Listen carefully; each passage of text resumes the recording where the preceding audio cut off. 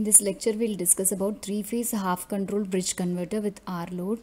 So this half-control bridge converter is also called as a semi-converter. So this is a schematic diagram. It consists of three thyristors T1, T3 and T5 and three diodes D4, D6 and D2. So these three thyristors are connected to R phase, Y phase and B phase respectively. Here these thyristors are called positive group of thyristors because they will be forward biased only when these phases R, Y, B are more positive. So if you see here, this diode D4 is connected to R phase and D6 is connected to Y phase and D2 is connected to B phase. So these diodes will be forward biased only when these phases are more negative. Okay. So here in the case of a half controlled bridge converter, inherent freewheeling action will take place. So due to this freewheeling action, the power factor will get improved. So in general, freewheeling action takes place between the devices conducting on the same leg. So here in between T1, D4, T3, D6 and T5, D2. So when these devices are conducting, it will act as a short circuit across the load. So the load voltage will be 0, whereas the voltage will drop across these devices. So that voltage drop will be approximately equal to 2 volts. So due to this, several drawbacks will occur. So first one is that the voltage drop reduces the average output voltage. So average load voltage will get reduced and then load current becomes discontinuous. And the conduction loss also increases, which in turn decreases the efficiency of the converter. And then the SCRs will continue to conduct even in the negative cycle of the line voltage, and hence the conduction period is 180 degree or pi. So this in turn increases the average and RMS current rating of the SCRs. So whereas all these drawbacks can be overcome by externally connecting a freewheeling diode across the load. Suppose if we connect an additional diode over here across the load, the freewheeling action will take place through this diode. So these problems can be easily rectified. So this is the three-phase waveform. This red color represents R phase, blue color represents B phase and yellow color represents Y phase. So we've already seen that these diodes will be conducting only when these phases are more negative. So if you see this interval from 90 to 210, this B phase is more negative. So the diode D2, which is connected to B phase, will be forward biased. Similarly, from the interval 210 to 330, this R phase is more negative. So the diode D4, which is connected to R phase, will be forward biased. So again, if we see in the next interval from 330 to 450, this Y phase is more negative. So the diode D6, which is connected to Y phase, will be conducting. So again after 450, this B phase is more negative. So the diode D2 will conduct. Okay. So if you see here, this Y phase is more negative. So the diode D6, which is connected to Y phase, will be conducting. So now here we are assuming alpha is equal to 30 degree. So alpha 30 corresponds to omega t is equal to 60 degree. So this is the firing angle. So at this firing angle, we are going to trigger this thyristor T1. So now we are going to trigger the thyristor T1 at omega t is equal to 60 degree. So if the thyristor T1 is triggered, it will start conducting. So it will conduct for a period of 120. So that is 50 from 60 to 180. It will conduct. Okay. So at 180, we are triggering thyristor T3. So once the thyristor T3 is triggered, the thyristor T1 will get turned off. Okay. So this T3 will conduct for another 120 degree interval. That is from 180 to 300. So at 300, thyristor T5 is triggered. So once the thyristor T5 is triggered, T3 will get turned off and this T5 will conduct for another 120 degree interval, that is till 420. So this is cyclic in nature. After T5, again thyristor T1 will be triggered. Okay, it will conduct for 120 degree interval. So if you see here, before thyristor T1, T5 was conducting. So here the thyristor T5 will be conducting. Okay. So now if you see here, from the interval 0 to 60, thyristor T5 from the upper group and diode D6 from the lower group are conducting. So from the interval 0 to 60, the conducting devices are T5 and D6.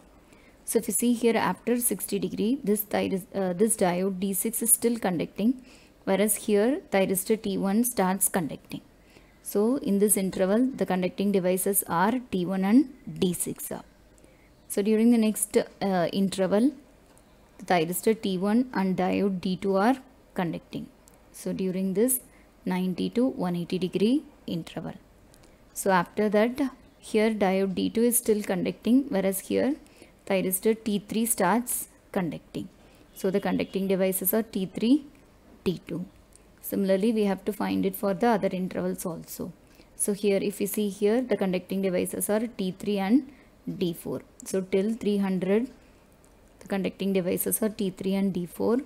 So after that, D4 still continues to conduct. T3 gets turned off and T5 starts conducting. So the conducting devices are T5 and D4.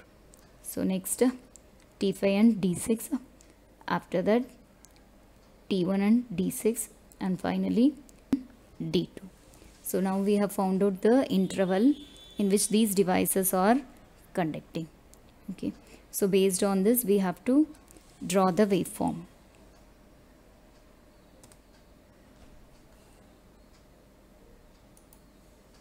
Now we'll derive the load voltage. So we know that in between the interval 0 to 60, the conducting devices are T5 and D6. So if T5 and D6 are conducting, so other devices will be in the off state. Okay. So here T5 is connected to B phase and D6 is connected to Y phase. So the current will start flowing from B phase through this thyristor T5, through the load resistance, through this diode D6, and completes its path through Y phase. Okay. So both the thyristor and the diode are unidirectional devices. So it will allow the current only from anode to cathode. So if you see here, the load resistance is connected through this T5 to the terminal B. Okay, upper terminal. And similarly, the lower terminal is connected through this diode D6 to the Y phase. So the voltage VBY will appear across the load. Okay. So next, during the interval 60 to 90, the conducting devices are T1 and D6. So if T1 and D6 are conducting, the current will start flowing from phase R through this thyristor T1, through the load, through the diode, and completes its path through Y phase. So the upper terminal of the load resistance is connected to R and lower terminal of the load resistance is connected to Y. So the load voltage is VRY. So next, during the interval 90 to 180, the conducting devices are T1 and D2. Okay. So now the current will start from R through T1 through the load D2 and B. Okay. So the voltage is VRB. So next, during the interval 180 to 210, the conducting devices are T3 and D2. So if you see here, T3 is connected to Y phase and D2 is connected to B phase. So the current will flow from Y, T3, R, D2 and B. So the upper terminal is connected to Y phase and lower terminal is connected to B phase. So the voltage is VYB. So next, during the interval 210 to 300, the conducting devices are T3 and D4. Okay. So the current will start flowing from Y, T3 through the load D4 and R. So the load voltage is VYR. So next, during the interval 300 to 330, the conducting devices are T5 and D4. So T5 is connected to B phase. So current will start flowing from B, T5 through the load resistance D4 and R. So the load voltage is VBR. So next, during the interval 330 to 420. So the conducting devices are T5 and D6. So already we have derived this condition. If T5 and D6 are conducting, then the load voltage will be VBY. So the same thing will get repeated. Okay. So next, during the interval 420 to 450, the connecting devices are T1 and D6. Okay, this condition already we have derived. So the load voltage will be VRY. So if you see here also, then T1 is connected to R phase and D6 is connected to Y phase. Okay, so load voltage is VRY. Similarly, during the next interval 450 to 510, the conducting devices are T1 and D2 and the load voltage is VRB. So now we'll draw the load voltage waveform. So this table I am redrawing here. Okay. So during the interval 0 to 60, the load voltage is VBY, and similarly from 60 to 90 VRY, 90 to 180 VRB, and so on. Okay. So here we have considered alpha lesser than 60 degree. So for example, we have considered already alpha is equal to 30 degree. That corresponds to omega t is equal to 60. So at omega t is equal to 60, we are triggering the thyristor T1. So once the thyristor T1 is triggered, the load voltage will be VRY from 60 to 90, and similarly VRB from 90 to 180. So this is the line voltage waveform. So if you see here, this is VRY. Okay, so the solid yellow line is VRY. So this portion we have to draw across the load from the interval 60 to 90. Again from 90 to 180, the load voltage is VRB. So this dotted waveform, red color waveform, VRB. So these two waveforms we have to reproduce at the load. Okay, the same waveform we have to draw across the load. So this is the load voltage in between 60 to 180 degree. So the load voltage is VRY plus VRB. Okay. So at 180 we are going to trigger the thyristor T3. So once T3 is triggered, the load voltage is VYB and VYR. So VYB is this blue color portion, dotted line. Again VYR is this dotted yellow color portion. Okay. So these two portions we have to reproduce at the load. Okay, the shape of the waveform is similar to the line voltage waveform. Okay, this portion and this portion.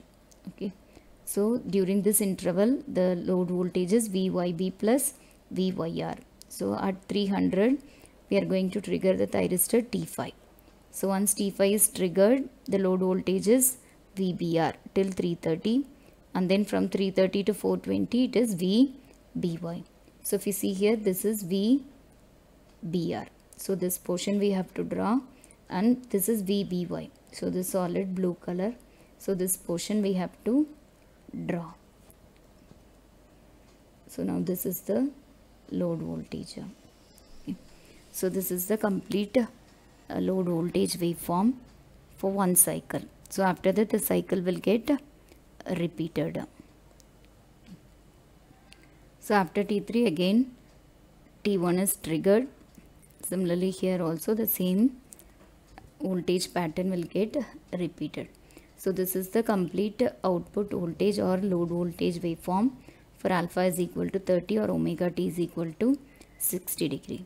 So if we are deriving the load voltage average value, then we have to consider any one of the waveforms. Suppose if we are considering this portion, then the load voltage will be VRY plus VRB in between the interval 60 to 180 degree.